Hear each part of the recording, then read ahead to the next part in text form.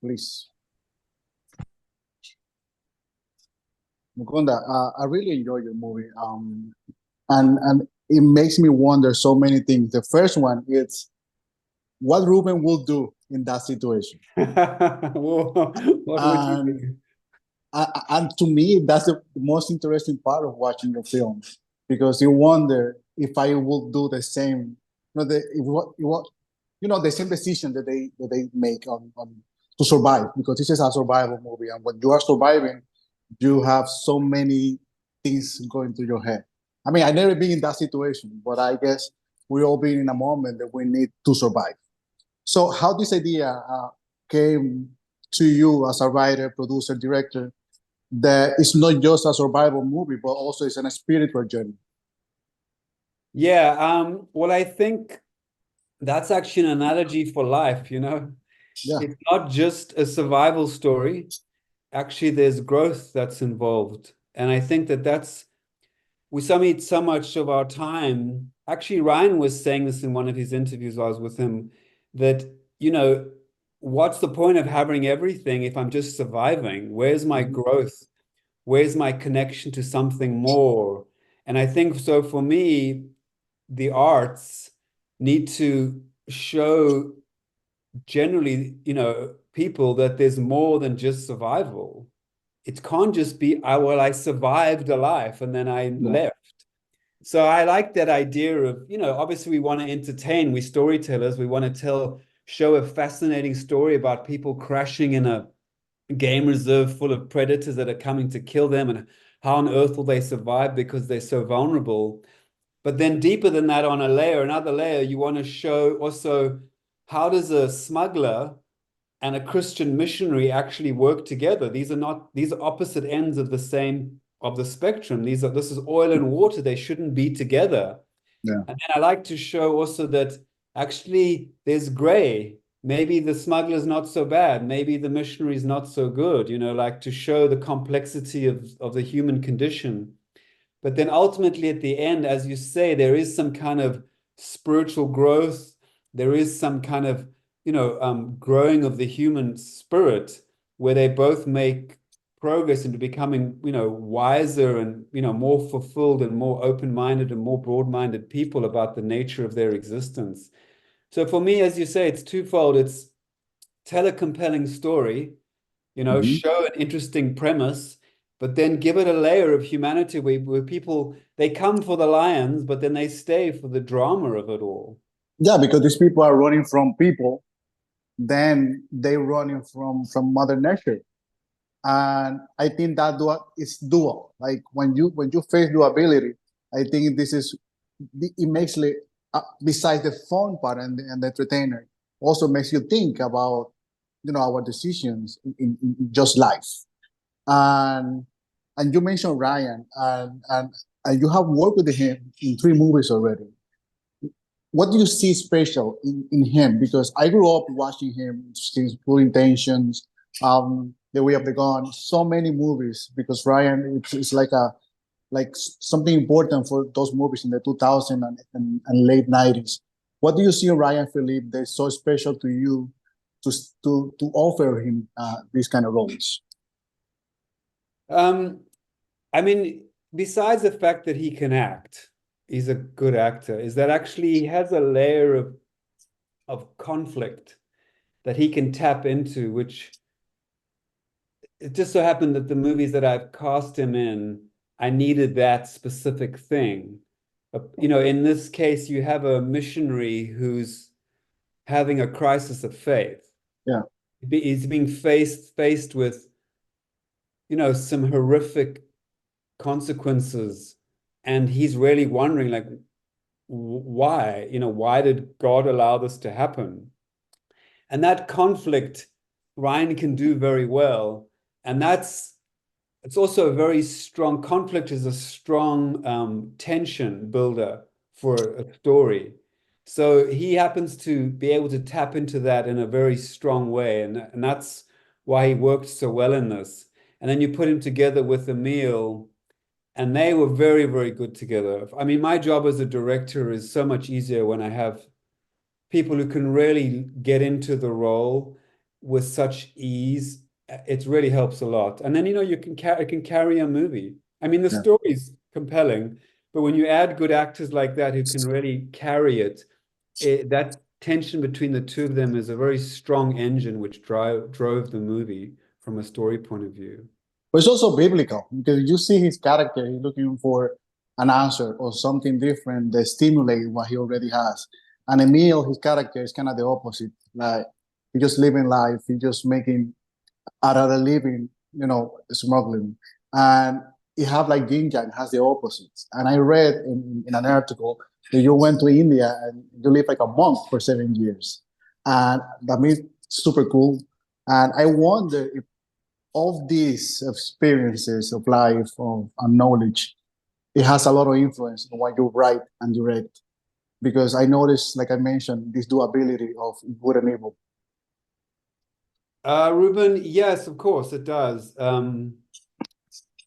You know, the thing is about spiritual enlightenment or about any kind of enlightenment or any human trying to attain anything, you know, it's not so cheap. It's not so cheap. Mhm. If you want a cheap thing, then you only have to pay a little bit. If you want a very expensive and rare thing, you have to pay a lot. And yes, I did live with the monks in India for several years, and I could see how much they paid. They give everything. And in turn, they become extraordinary, really extraordinary. And it's was quite something to see these people who had shed off the shackles and limitations that most of us carry around with us. So I like to show movies of a human struggling, going through the fire, and then coming out the other end of the fire lighter and brighter and happier because they've burnt off all their lethargy, all their, you know, their frailties, all their laziness, all of that. So for me, genuinely, I always like to show someone go through an ordeal and come out on the other side, you know, happier and wiser. But it's not cheap. It's not cheap. And I've experienced that and I've seen people who've paid, but it's worth it. You know, like it's worth it. Like we have as a capacity as a human to do so much. Yeah. And like and you can see like Emil's character, he sacrifices so much, you know. And the thing is, if we use that potential, we can get extraordinary things and we can actually taste, you know, levels of happiness and get awareness that we never thought possible. But we have to do a little work, and yeah, you have to do some work. But the good thing is, if you do the work, you get the prize. For some reason, every time that I watch a movie about car and a plane crash, these characters are always struggling about something. Recently, I saw the Society of Snow when Yeah. all of them struggle. Many years ago, I saw The Gray with Liam Neeson, which I think is wonderful. Like these characters always struggle with something, and this accident is probably the best thing that could ever happen to them. And I think it's the same for Ryan's character. And that was purposeful for you as a writer. But also, I'm wondering what was the most challenging part, like while shooting a movie, this movie, because dealing with animals, dealing with a desert, dealing with like you have basically shortcast, and I wonder what was the most challenging part as a director to create this. Yeah, I mean, the question can also be what part wasn't challenging?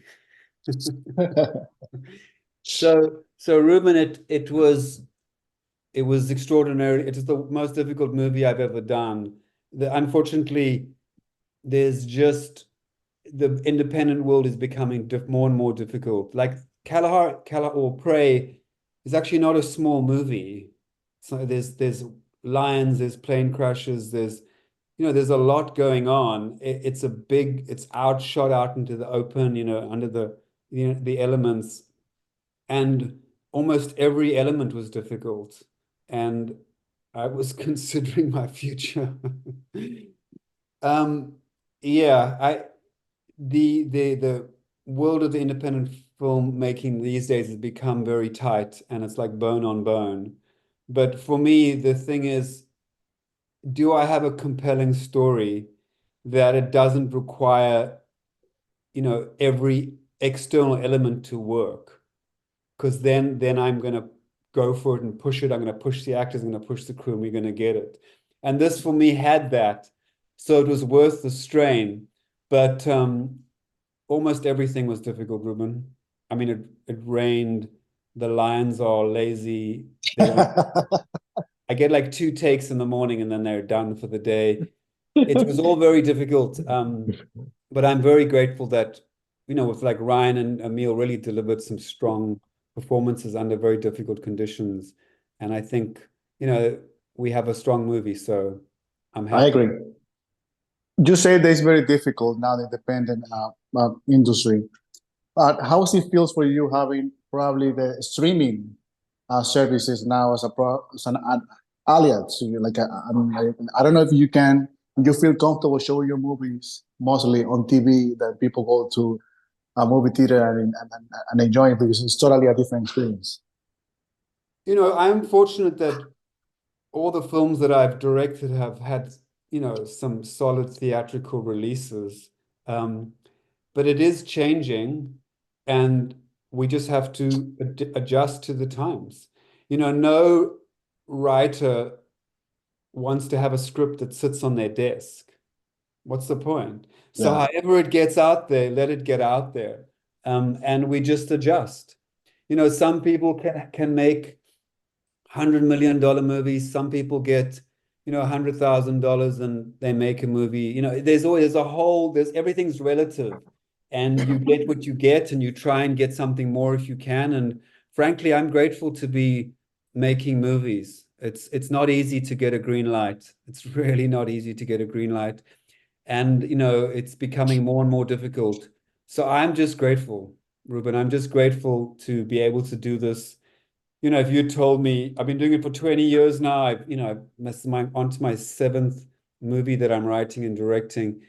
If you told me 20 years ago, I would have been so happy to have had a career like this. And I like to remind myself of this. It's rare to be able to do this, write words on a page, and then people give you millions of dollars to go and bring it to a movie, and you get some of the best actors in the world coming on board.